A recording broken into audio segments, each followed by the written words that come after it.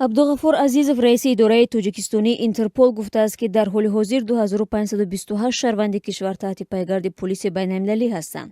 Ӯ рӯзи 22 ноябр дар суҳбат бо ҷумҳурият нашрияи расмии ҳукумати Тоҷикистон гуфт, ин афрод барои содир кардани ҷиноятҳои вазнин ва махсусан вазнин аз ҷумла одамкушӣ, роҳзанӣ, ғоратгарӣ, қаллобӣ ва терроризму ифротгароӣ муттаҳам мебошанд.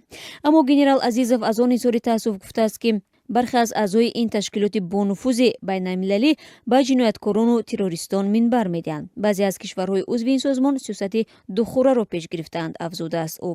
Бо ин ҳол роҳбари идораи Интерполи Тоҷикистон гуфтааст, то ба ҳол 6 узви ҳизби мамнӯи наҳзати исломӣ дар ин кишварҳо боздошт ва ба кишвар истирдод шуданд.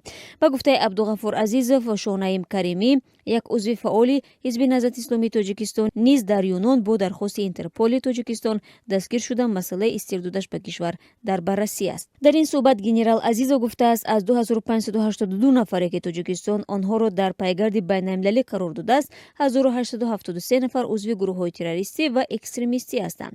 Аз ин ҳисоб 35 нафар аъзои ҳизби дар Тоҷикистон мамнӯи наҳзати исломӣ мебошанд, гуфтааст Азизов. Қаблан бархе аз ҳомиёни ҳуқуқи инсон гуфта буданд, ки полиси байналмилалӣ мавриди истифодаи ҳукуматҳои мухталиф қарор гирифтааст. Аз ҷумла Стив Свердлов, пажӯҳишгари масоили осиёи марказӣ дар созмони Human Rights Watch, дар суҳбати моҳи октябраш бо радиозодӣ гуфт, аз ин полис бо ҳадафи боздошту зиндонӣ кардани бисёре аз онҳо истифода мешавад, ки ба фаъолияти озоди сиёсӣ машғул ҳастанд. Ба ин чиз роҳ додан мумкин нест ва Интерпол бояд ҳар рӯз қазияро хеле мушикофона таҳқиқ кунад.